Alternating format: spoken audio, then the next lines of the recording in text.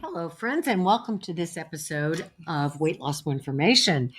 As you know, I'm doing this series on the use of GLP-1 medications. And last week, I had Katie Chapman on, and Katie's a registered dietitian. She's worked with both medical and surgical weight loss patients for over about 15 years, so she knows what she's talking about.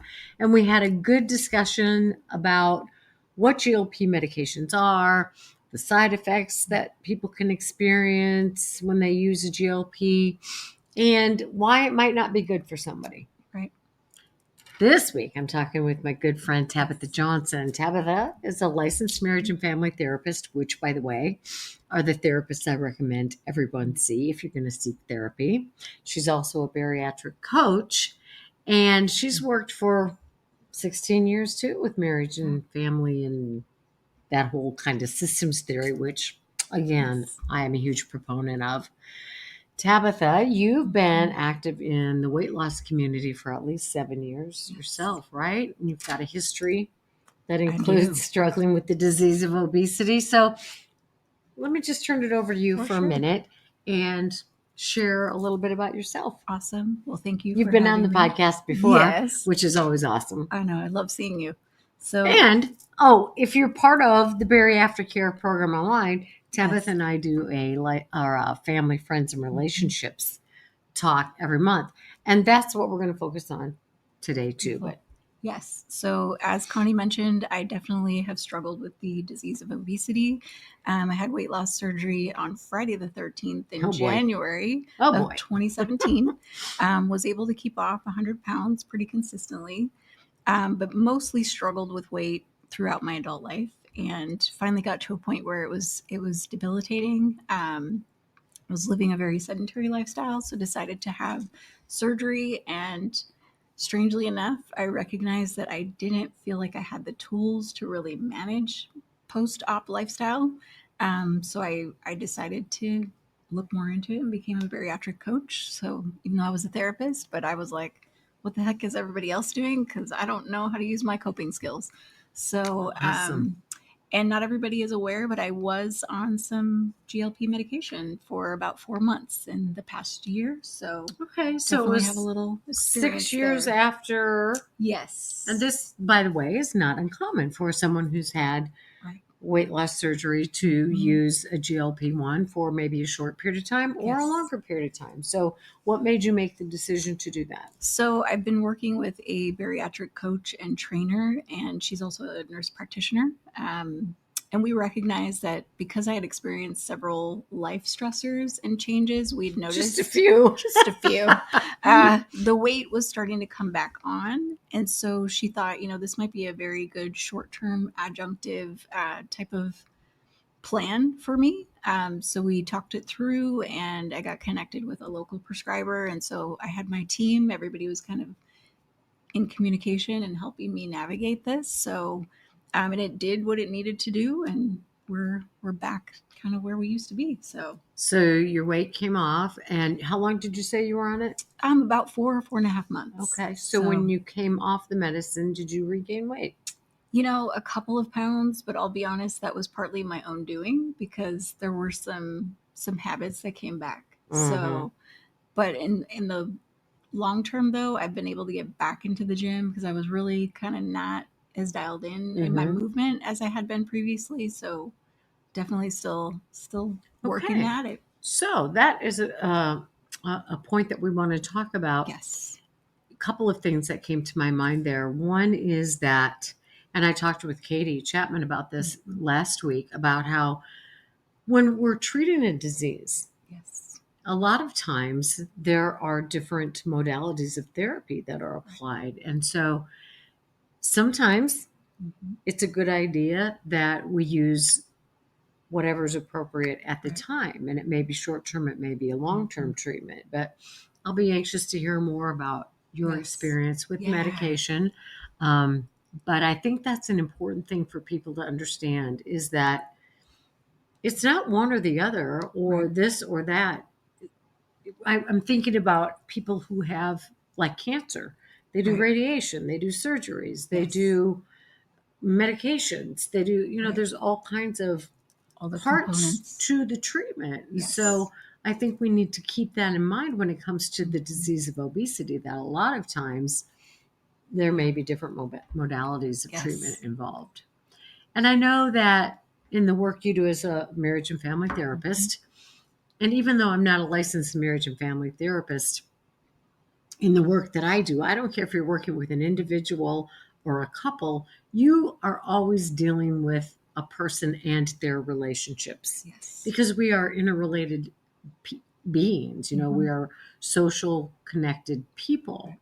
And our lives, for better or worse, can affect the lives and actions and behaviors and lifestyle choices that other people make. Now, ultimately, regardless of what I grew up in or you grew up in, or as adults, we have to make our own choices and our own behaviors. But our adult decisions also affect our partners or sometimes our coworkers and certainly children if we have them, right? So all of us come from families. A lot of us have created families, and even if it's not a biological family, for me, my family is, of course, my immediate family. But as far as extended family, my friends are more of a family to me than my extended family members in a lot of cases. But when a person in a family system, struggles with a disease, right? That disease, whatever it is going to impact everybody in the family. Yes. Do you agree with that? Or what would you have to say about that? Absolutely. So, because going back to the marriage and family therapy license, so we look at everything as a system. So like Connie talked about, just that interconnectedness. So anytime there is a change or an impact to one member of the system, it impacts the rest of the system. So if we're dealing with a disease, whether it's the disease of obesity, addiction, it's not happening in isolation. It's permeating and trickling, whether we see it or not, to the rest of the system. And that is such an important concept. And I think that people who deal with the disease of obesity in particular, and tell me if this is true in your experience, they tend to think their disease is more insular than like cancer, because if you have cancer, then somebody may be in the hospital a lot, and then there's big effects on the family. If there's addiction in the family, then maybe, and you can talk more about how that affects the family members. But I think sometimes people think, well, my weight doesn't affect my family. So can you talk about maybe those three cases? Like, how does cancer affect a family system, or the disease of addiction, or the disease of obesity? So I think, initially, if the person who has cancer or the person who is dealing with the addiction, it may feel very insular initially.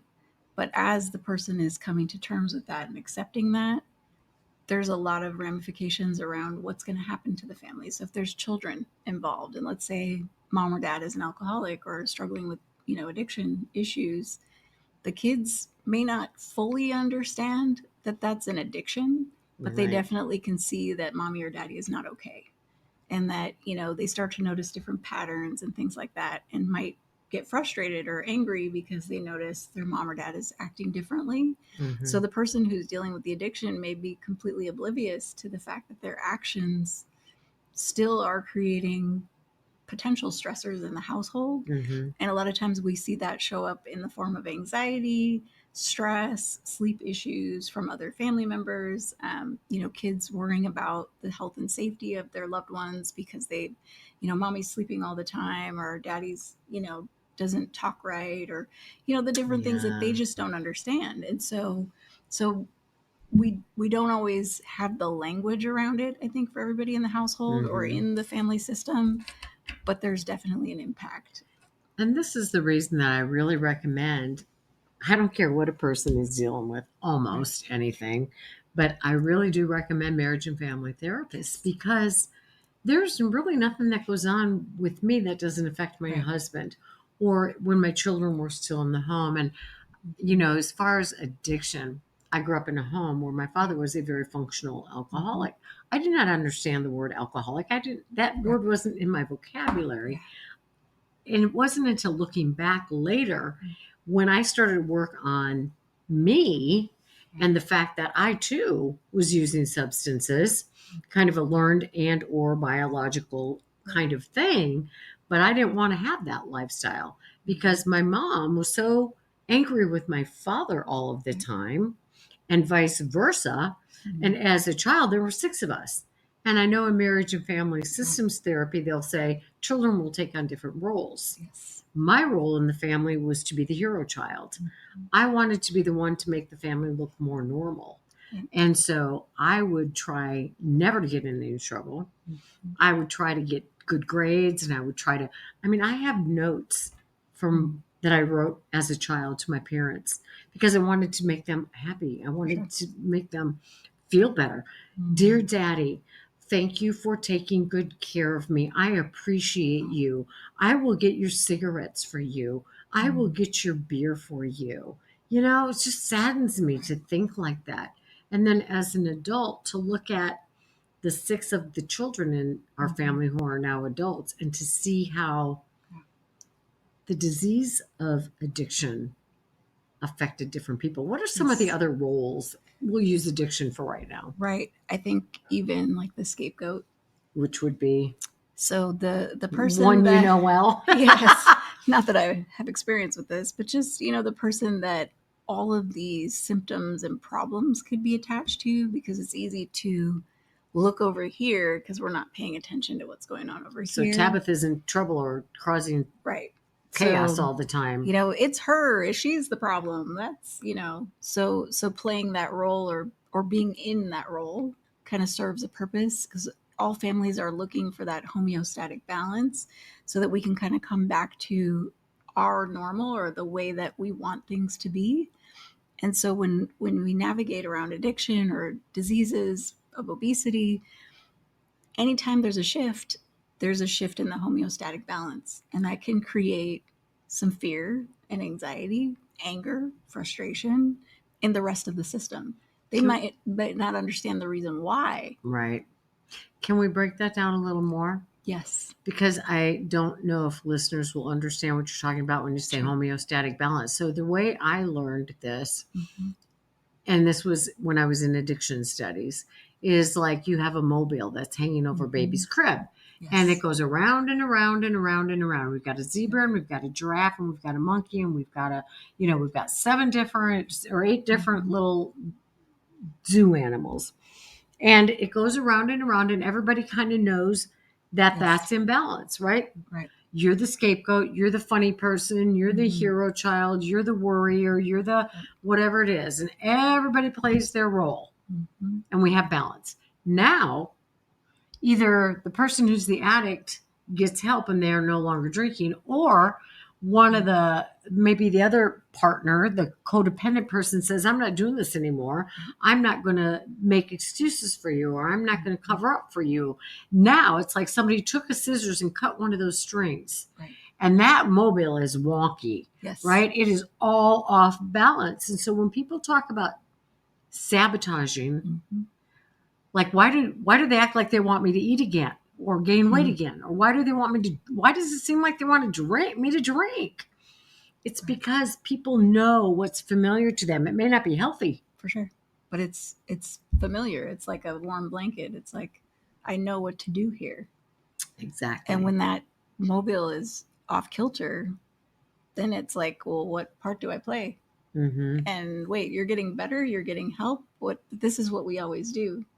And so even if it is that dysfunction, there's still a desire to bring it back to that same mobile that we understood. Right. Because we knew what our role was. And I'm leading the witness. Yes. Would you say it's fair to say that as adults, sometimes we get ourselves into relationships or family dynamics that mimic what we grew up in? Absolutely. Why do I continue to regain weight? Why do I continue to engage in this behavior that I know isn't healthy for me? Because it's familiar. Right.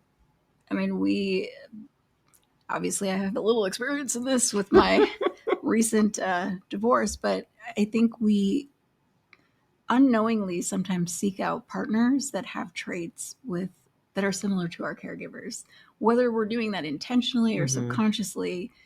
And then we start to play that same role again. And it's like, and this can happen in our place of work. You can be working in a system that feels very familiar because, wow, I'm the scapegoat at work and I played that role in my family. So it's understanding our place in the system and whether or not we want to change that. I love that.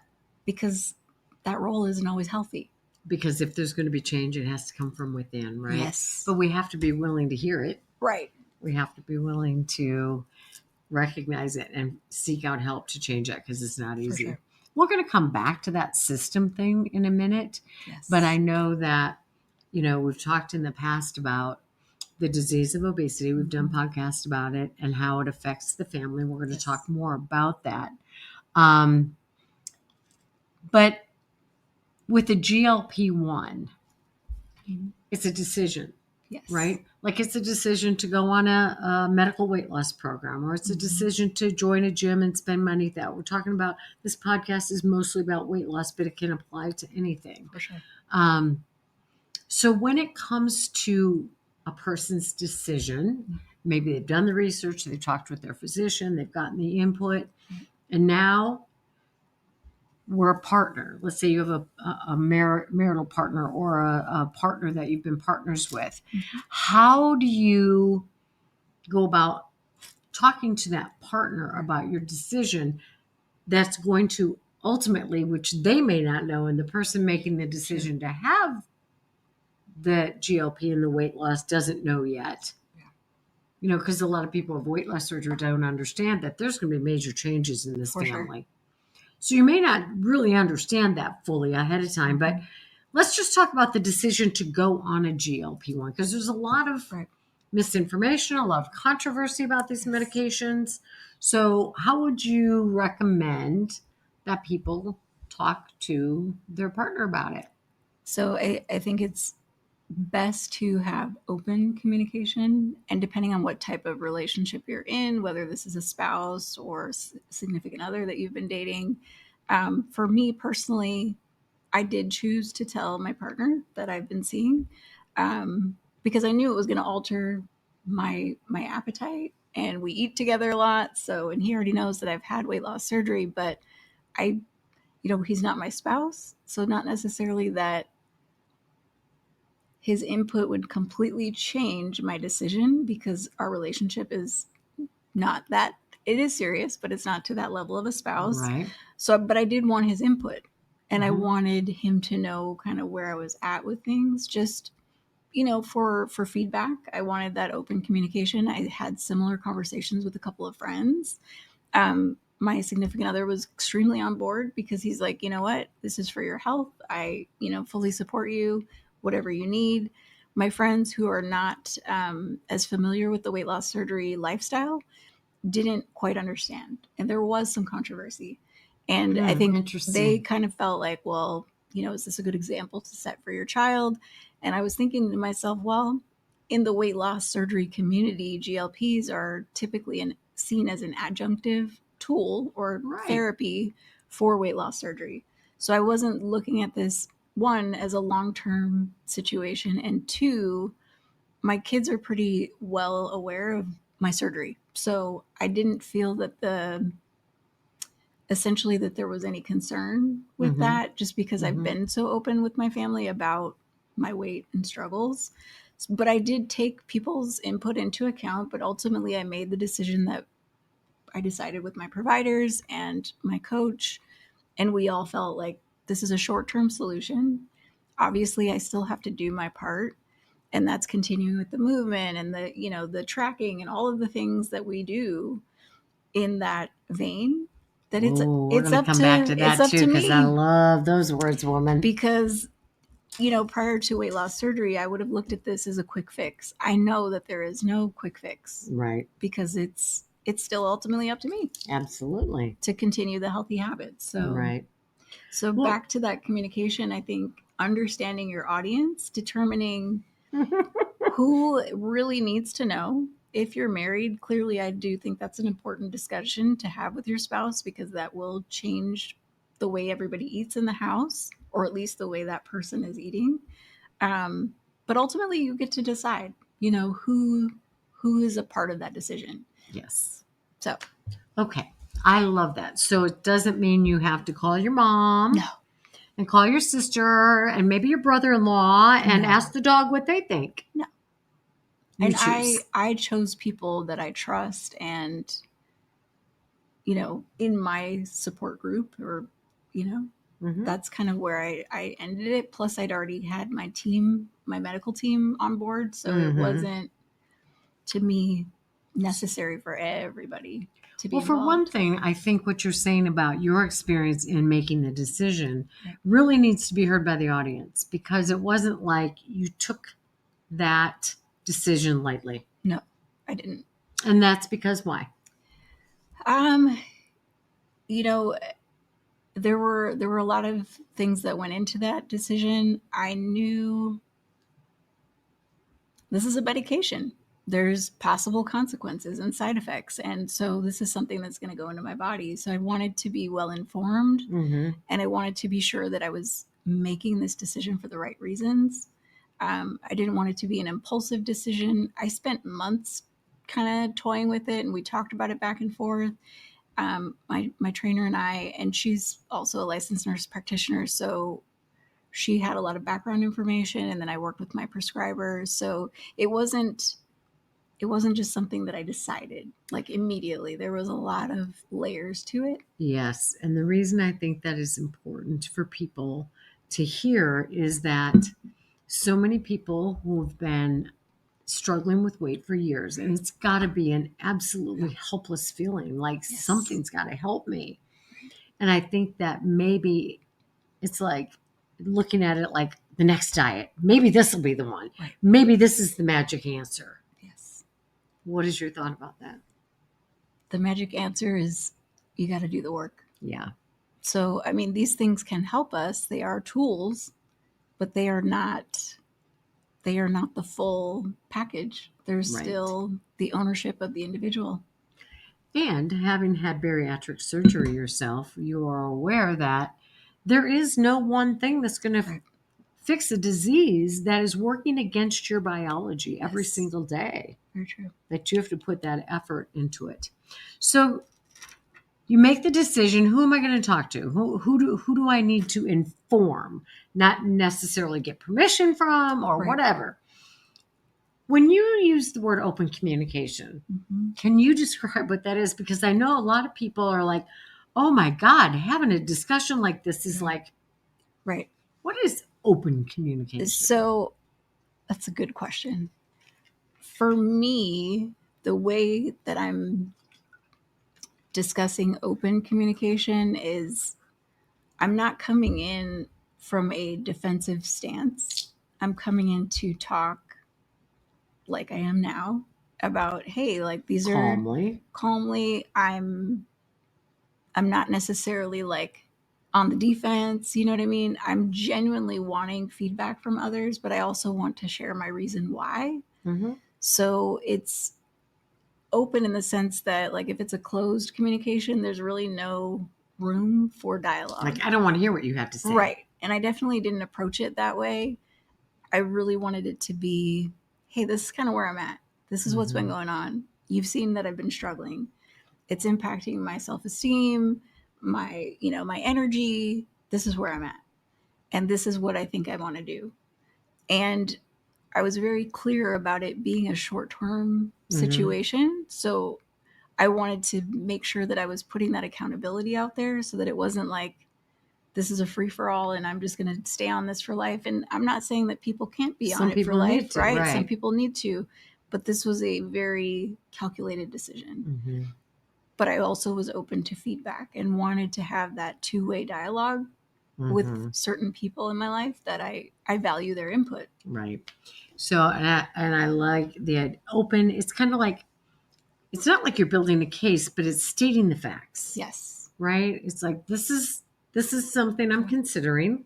Yep. These are the reasons I'm considering it. Yes. And while ultimately it's my decision, I would like to know what you think because I value and respect you. Yes. Right? Absolutely. So that is a problem for a lot of people. Yes. Yes, communication? Yes. Absolutely. Yes. And most people use either a passive approach when we communicate, right, or a passive aggressive approach, or you could even use an aggressive approach. So those tend to not work real well. right. And yet that's somebody's MO. That's what they've learned. That's what's worked for them. It's protected them emotionally.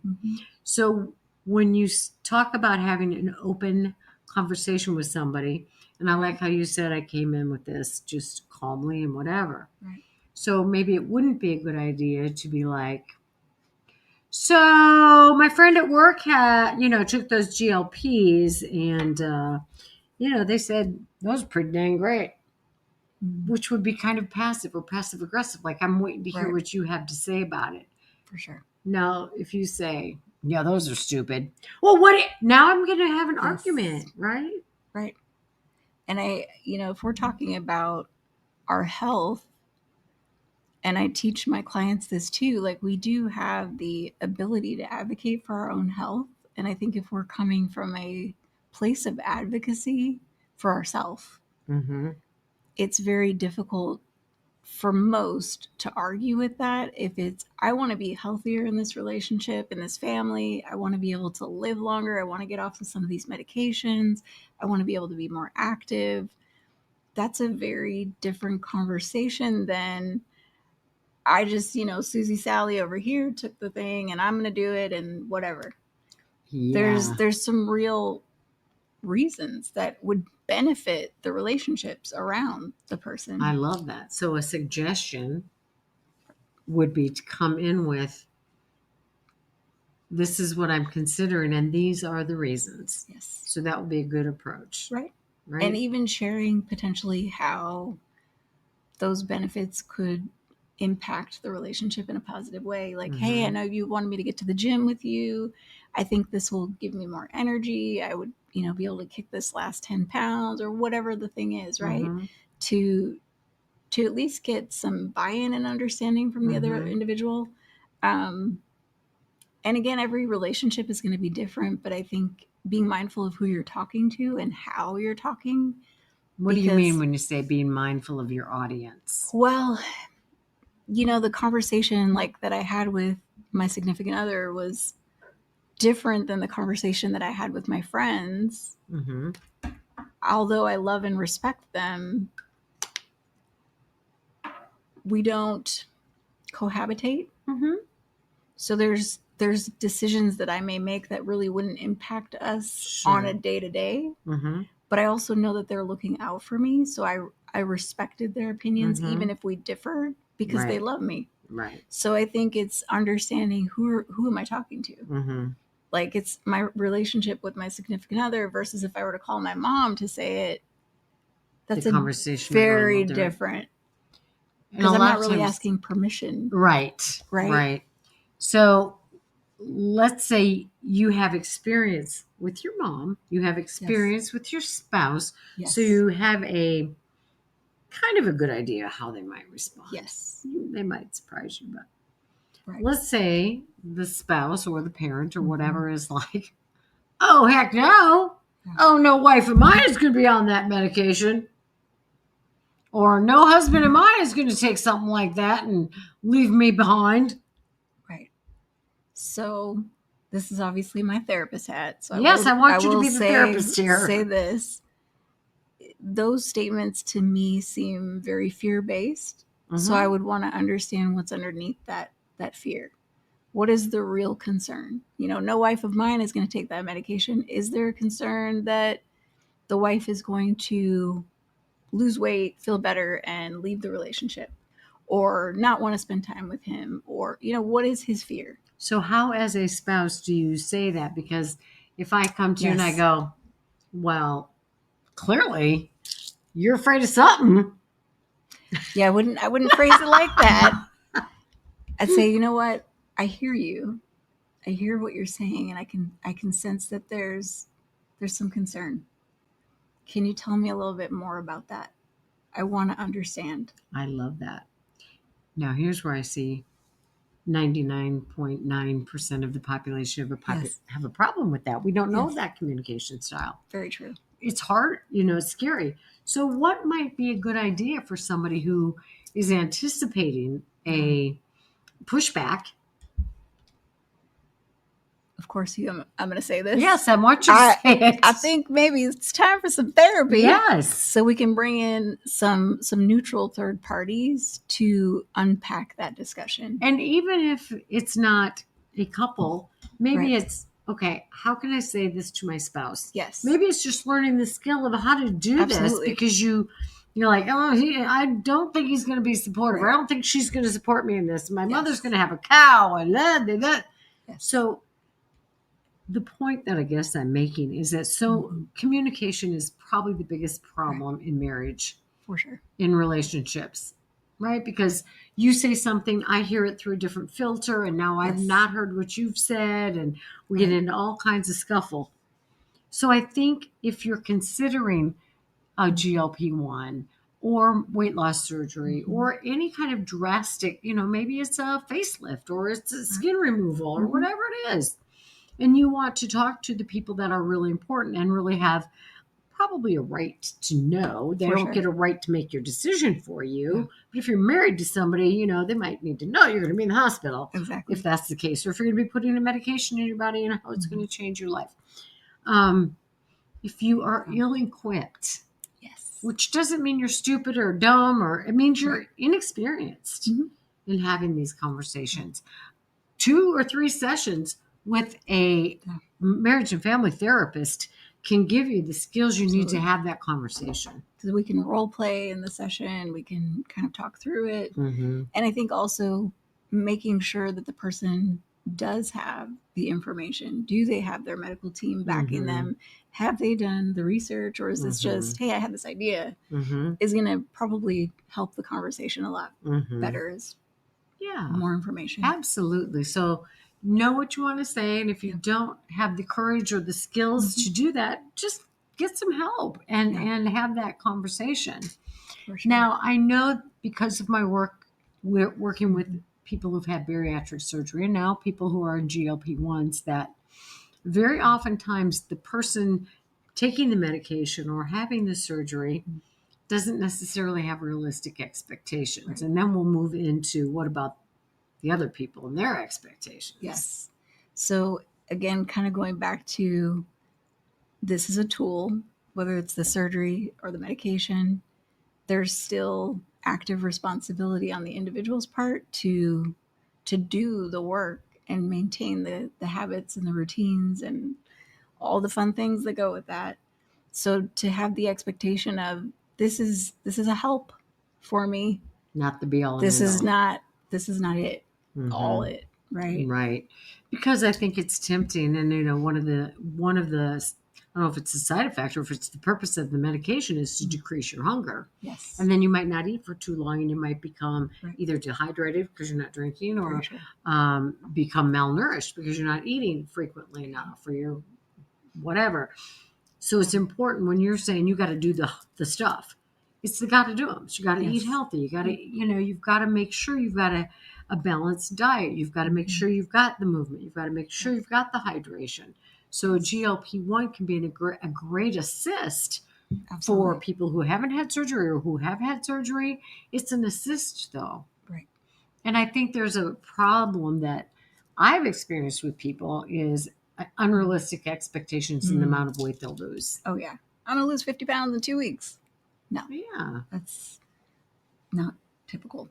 And even if that's what happened with your neighbor and your best friend and their aunt and uncle, your body is your body and it's going to respond differently. So I would caution you about having expectations. Right.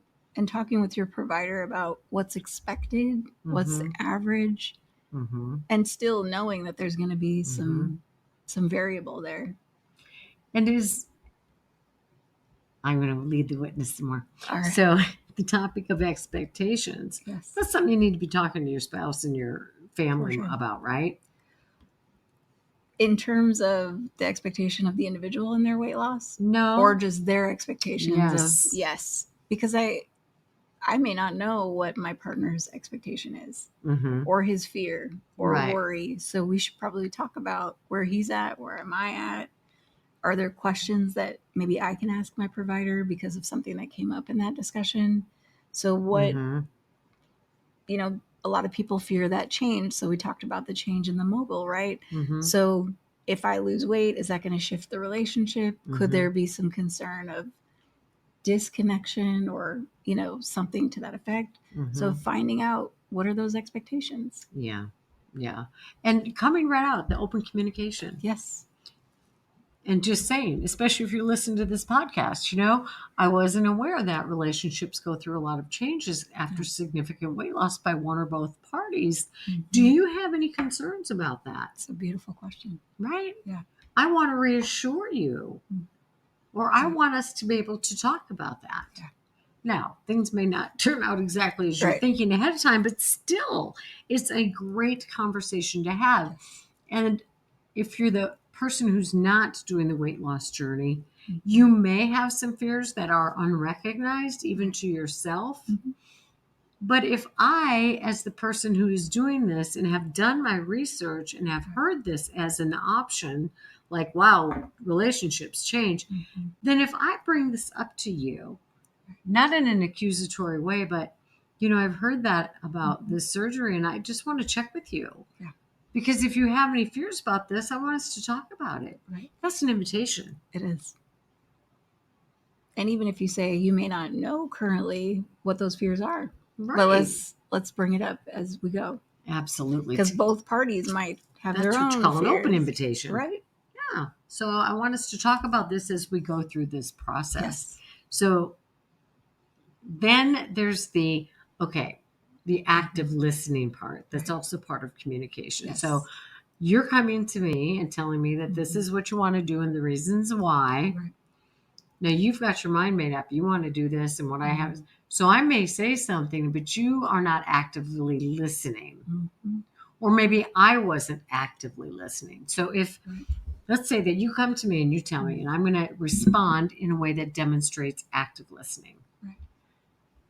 Okay, so let me make sure I've got this. You want to take this medication because it can help you lose weight.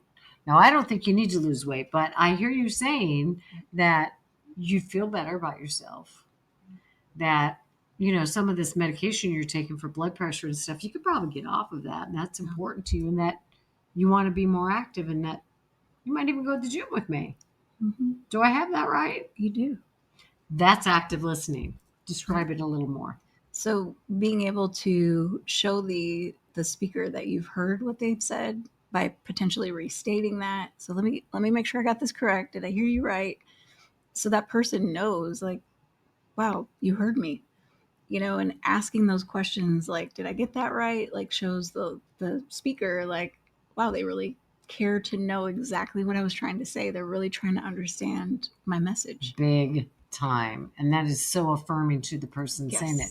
Now, most of the time, we don't respond with active listening. We respond with my emotional response to what you just said. Right. So an example of not active listening might be, you want to do what? Have you lost your mind? Have you heard how much those things cost? So in other words, I didn't hear a thing about what you said. I'm concerned about my pocketbook. And I'm not concerned about our relationship. So again, how many people know that skill? Probably not enough. Not enough, right? And so in couples therapy is where I learned that. Yes. When Steve and I were young and we went to couples therapy and they have you do these what feel like ridiculous exercises. Can you please repeat to me what you heard me say? But it's the only way to learn. Yeah. Because then you find out you're not an active listener, or you find out your partner is certainly not. And you got to practice it both ways. Hugely important skill. So you may practice, even if your partner doesn't come, you may practice with your coach or your therapist. Yes. When they come back with me about the cost. Right. Have your backups. Right. And how do I listen and support them? So that we can have healthy communication about this. And this is one of the toughest things, right? And that's why licensed marriage and family therapists are a gift to the world. Let me repeat. I appreciate you. So, what if one person is adamant? It's like, I'm married, I have my own means paying for this medication because my insurance is not going to pay for it. But God bless you. Thank you. It's not going to affect our household. We can still put as much money into savings. It's not going to, but the partner doesn't understand. Or maybe finances aren't even an issue here, but maybe they just don't get it. I don't understand why you want to do this. And for God's sake, I just, you're fine. Yeah. And, in these types of situations, sometimes the conversation might need to pause. I love that. Just to give everybody some time. And how would you pause that? Potentially something like, I can hear that you're not quite sure of what I've shared. Do you mind if I take a few minutes to kind of collect my thoughts? I really want to meet on the same page with you. Because you can take all the time you want, but I just don't get it. I hear you. I love that. So it's diffusing the argument. Like, I'm not going to argue with you. Yeah, because they're already in a state where they can't. No, I'm not going to hear you. Right.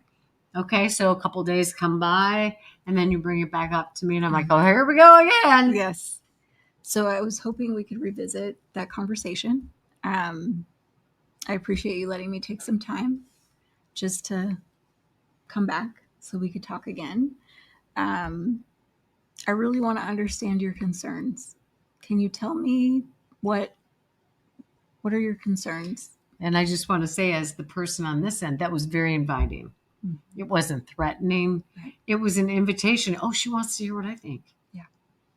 And so that gives me an opportunity. Mm-hmm. Now, let's say it never comes to like, you're going to do what you're going to do, but I just don't understand.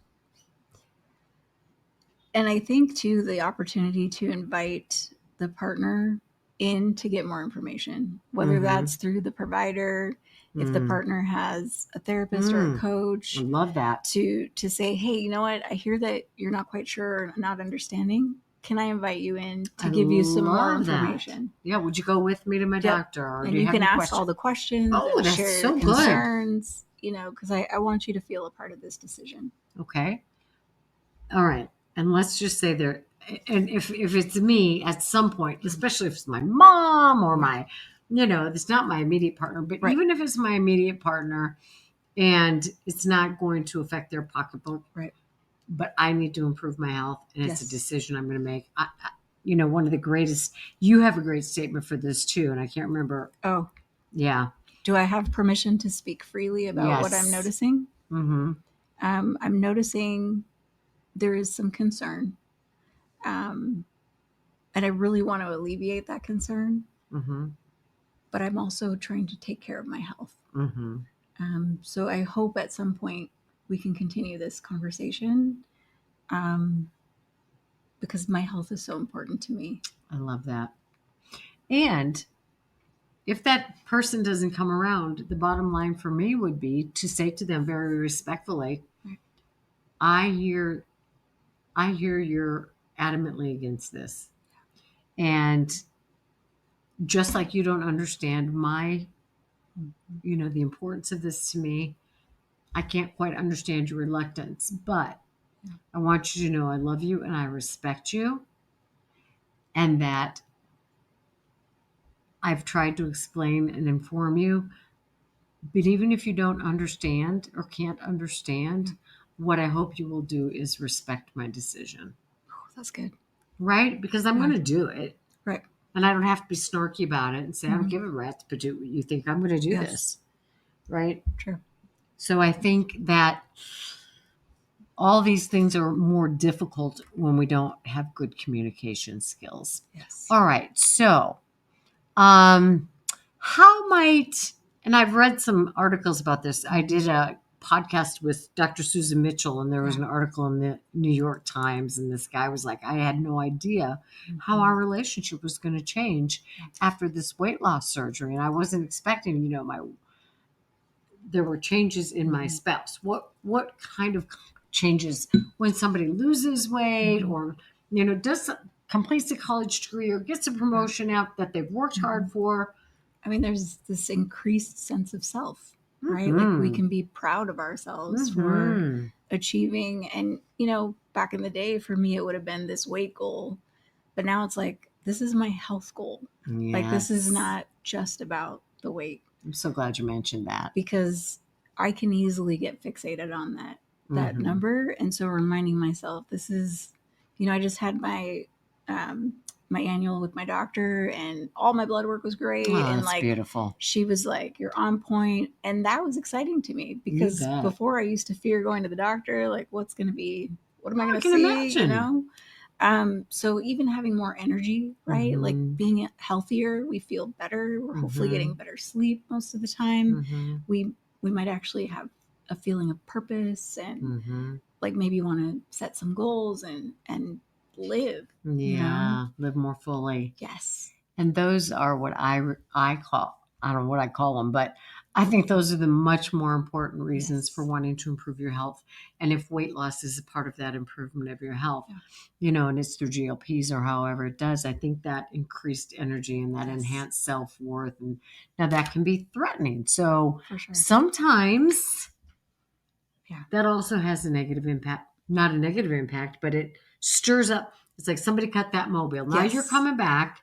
You've lost the weight. You're feeling better about yourself. You're ready to set new goals. You're just more enthusiastic about pretty much everything. Sometimes the other people in the family, you've cut your string on the mobile and everything's off. Yeah.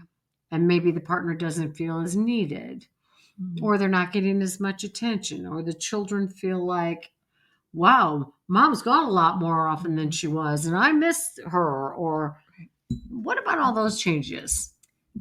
So this is a great opportunity for a family meeting. Yes, it is. To kind of talk about it. Like, I think to be open, especially if it's the partner relationship, talking about, how do you think we're doing? I know I've changed. I've lost some weight. How do you feel like we're doing? I'm excited. I feel like I have more energy, and I like to be around you more because I feel like I have something to give now. What do you think? And then maybe they'll come back with, and depends on the relationship. They're like, I love it. I love seeing you this way.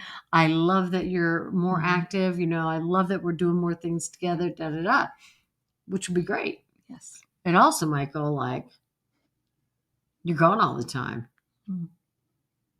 You don't seem to care about me anymore. Right. The kids miss you. You think you're all that. And these are real things, right? They are. Absolutely. And I think, my hope is that there is enough trust and open communication in the relationship for both parties to receive feedback. So, making sure that the person heard those statements. Wow, I didn't realize, I'd really like to spend some time with you. Let's get a family outing together. Let's go do, you know what I mean? Right. So we're we don't have to get defensive, but just let me join you there. Let me understand, because I hear you. And you're right, I have been gone a lot more. And I got really excited about this new class at the gym, and I'm going to reprioritize my schedule and make sure that we've got some time.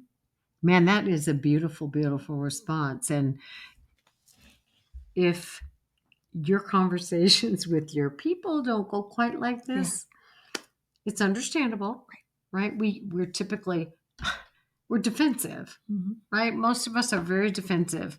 But if you learn those active listening skills, you can keep your emotions at bay, because you're just not questioning like accusatorily, but curiously. Yeah. Like, oh, wow, I didn't, like you said, I didn't realize. I didn't realize I was gone. Or you might say, I do realize that I'm gone more often. I have a lot more energy. I didn't realize it was affecting you in that way. But being willing to accept that feedback, and that takes a really healthy, strong person. And if you're not that, then it's a good indication that maybe you need some assistance from a coach or a therapist or a psychologist or whatever.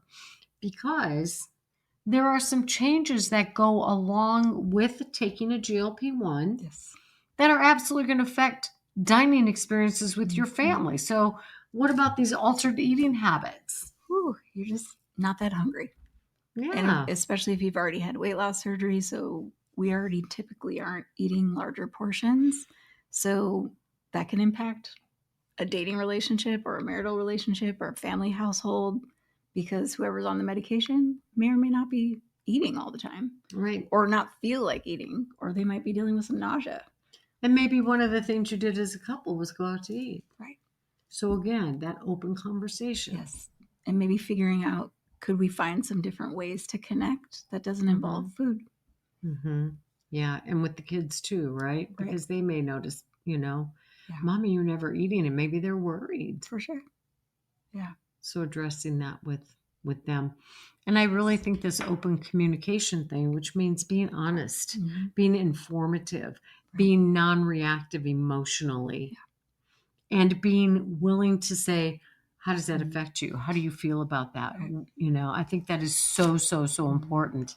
So with weight loss, that can come from GLP-1s or other means. And I don't know about I know a lot of people will say when they take an antidepressant, it affects their libido. Yes. I've not heard that with the GLP-1s. Not as much. Okay. But I definitely can say with the weight piece, potentially feeling like maybe more of an increased desire as to be physical, the person is feeling better about themselves. Equally, could that shift on the other partner, that they're not feeling as comfortable because they're noticing the weight loss? So there could be a shift in that dynamic of physical intimacy. So again, talking about it, like, I feel like our life in the bedroom is not the same, or, I just want to make sure that everything is okay for you, or whatever that looks like, but addressing the differences. It seems to me that a common denominator in all of these issues is communication. Yes. Yeah. So what about lifestyle shifts? Like, we talked about, we're going to talk about more in just a minute about the importance of not using the medication as the be all and end all. But so maybe the spouse who's gone more often is because they're now doing a walking group, or they've started jogging, or they're playing pickleball, or so the physical kinds of things. So just having that increased desire to move, and hopefully the joints are feeling better and the back is feeling better, and just wanting to get out and potentially be in community with other people who like to move. But it doesn't always have to be out of the house. It could be, let's get everybody together. Let's go out, on a family walk, or, there's ways to incorporate the family into that as well. And you may have reluctance, especially if you got teenage kids, or if your spouse is overweight and doesn't feel like it, or what, they just don't want, and so we don't get to control that. Yes. But we can share our feelings about that. For sure. Through invitation. I'd love for you to do this with me. I know I can't make you, but I would like that. Yeah. If you choose not to, put it out there. Yeah. And what about social and, social dynamics through weight loss, Right. And GLP-1 specifically, because you may go to an event or an office dinner or something, and what people's comments and and I think for me, because I'd already had the weight loss surgery, having dealt with a lot of that stuff before, I kind of, people noticed at work, like, oh wow, and you just, for me, I just accept the compliment and I say thank you, and I keep it moving. Like, I don't necessarily have to talk too much about it, but I think figuring out what is your comfort level on the feedback that you're going to receive from people. So what if people ask you questions like, and you're taking a GLP-1 and maybe you haven't had surgery and you're just dropping a lot of weight, and people are like, what are you doing? That's a personal decision on how you want to respond. I think for all of us, whether we decide to tell people or not, that is up to us. So, some folks have said, my doctor and I have been working on, getting me healthier, and I'm following his plan. Like, there's so many different ways that we can answer the question without getting all the details. Right. We don't have to be defensive or stammer around. Exactly. I've just been working on my health, you know? Or if you want to tell people. Yes, that's fine too. Sometimes, for me, because of what I do for a living, certain people knew. Obviously, I'm becoming open about it in the community now, but not everybody knew that that's what I was doing at that time, because I didn't really feel like it was anybody's business. Right. And, certainly doesn't need for me, to be. it was like, okay, this is kind of the post-divorce weight gain. And there was just one little last thing I needed to do. So, yeah.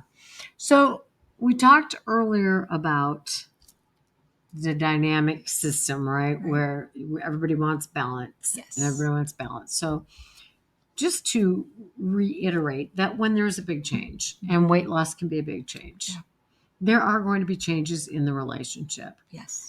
And understanding that before you go into it would be helpful. For sure. But again, I think that the key to coming to a new balance is the communication. Yes. And being willing to share your thoughts, your feelings, your observations, and to ask for the people that are most important to you and affected by this same way.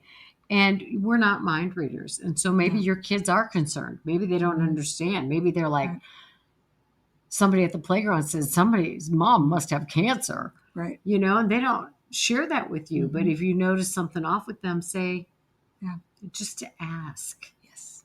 So my lesson from this is learn to be a good communicator. Yes.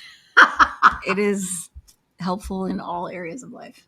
It is. And most of us taught that. We're very ill-equipped in healthy, assertive communication and active listening as well. So I think those are skills that, and understanding also as a marriage and family therapist, helping people to understand if you're a defensive responder, where did that come from? Right. Maybe that's how your mother responded every time, but you can choose. We don't have to blame mom for that, but understand, that makes sense why I'm like that. Is that something I want to continue to do, as you said earlier? For sure. And I think, just to give the disclaimer that although this is my profession, I still have to work at that active communication. Good Lord. I am not perfect at it by any means. And I've stumbled, and I've definitely over the years been able to not perfect it, but I can find the areas where, I didn't listen there. Or I could have said that a different way. So this is an ongoing process. Yeah. The active communication and active listening, open communication, it's ongoing. Yes. And there are times when I, fall back into old habits like people do when they talk about weight. But I'll tell you what, in the 40 some years I've been married and started into therapy probably 35 years ago, that has been the one thing that has made all the difference. Awesome. Being willing to listen and not react out of emotion. So whatever the issue is, it really behooves you to look at, this is where I came from. Okay, I get that. I'm not blaming anybody, but I got to make a decision about what I want to do about this moving forward and how I want to be. And I had to learn skills and I had to practice them. So if you decide to take a GLP-1 medication, or if you know somebody is, this podcast episode could really be a huge help. Sure. And the last thing that I want to talk about is understanding, and you've made mention of this several times, about whatever a person does to lose weight, especially if you're dealing with the disease of obesity. Some people, gain 10 pounds after they get married, but it's not the disease of obesity. It's just lifestyle habits and changes. But if you're dealing with the disease of obesity, it is fighting you every single day of your life for the rest of your life. So however many and whatever methods of intervention you use to combat that, I'm all for that, as long as you understand that nothing is going to keep this weight off for you without the assistance of the lifestyle changes, which I refer to as the Gotta Do-ums, which you can download from my website page. But what do you say about that? I mean, it's true. Like I think years ago, it was constantly chasing what is the next fix, what is the next, correction for this weight issue, but understanding that this is for the rest of my life. So I'm going to have to make choices, and hopefully healthy ones, for the rest of my life. Right. It's not about being perfect. Nope. And there's going to be days where we do fall back into old habits. And again, what am I characterized by?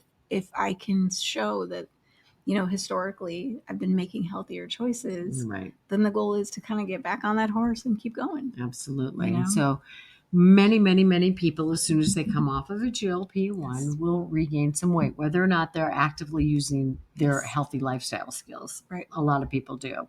And that is something. But if you're not engaging in healthy lifestyle skills, the odds of you regaining the vast majority of that weight coming off these medications is a reality. For sure. So if you want to try a GLP-1 as a short-term thing, then understand that you've got to really work on those habits and lifestyle changes, and that there's a possibility you will regain some weight when you come off. But if you're working hard, it's not going to be as much. For sure. And some people choose to remain on these, for however long. And that is a personal decision that you need to make with your healthcare providers, because it might be what your body needs. Mm-hmm. So, just take this information and really apply the conversational skills and the understanding of you are a part of a system that is your family, whether your family is 2 people or 12 people, and that your decision to make weight loss and to take a GLP-1 or however you lose the weight is going to affect everybody. Right. So what would be 2 or 3 take-home points that are critical? The open communication, choosing the people that you really need to share this with. Mm-hmm. It's not everybody's business. And then continuing those healthy lifestyle habits. I would have said the exact same 3. Yeah. So, Tabitha is a bariatric coach. Bariatric doesn't mean surgery. Bariatric means the study of the disease of obesity. Mm-hmm. So you don't have to have weight loss surgery to benefit from her coaching. And she's also a licensed marriage and family therapist. So she can offer a lot in the way of education on this topic and many, many others. So how can people contact you? So on Instagram at The Real Berry Boss and Facebook at berryboss.com. You know what? And Berry in this context is B-A-R-I. It is. Every time I voice text Berry Aftercare, it gives you like the strawberry. Yeah. So say those one more time. So I'm going to give you my website too. So berryboss.com. So that's BARIBOSS.com. And on Instagram at The Real Berry Boss. I love it. And your website? berryboss.com. Oh, that's the website. Okay, get with it. I think Connie. I gave Facebook, but that's right, Instagram is fine. Same. Okay, so I will post all of that contact information in the show notes. And if you're not a part of the Berry Aftercare, which means aftercare, whether it's GLP-1s, any kind of weight loss, surgery, whatever, we provide a tremendous amount of information. And Tabitha does a daily take, gives her thoughts about a weight loss related topic every week. And we also do a monthly marriage and family and relationship talk together. So you can join by going to berryaftercare.com. Beautiful. Thank you for having me. Oh my God. I love you. Love every time I get to talk to you or see you or spend time with you. Yes. All right. Likewise. And totally value your opinions and your experience. Thank you. Likewise. All right. See y'all next time. Bye-bye.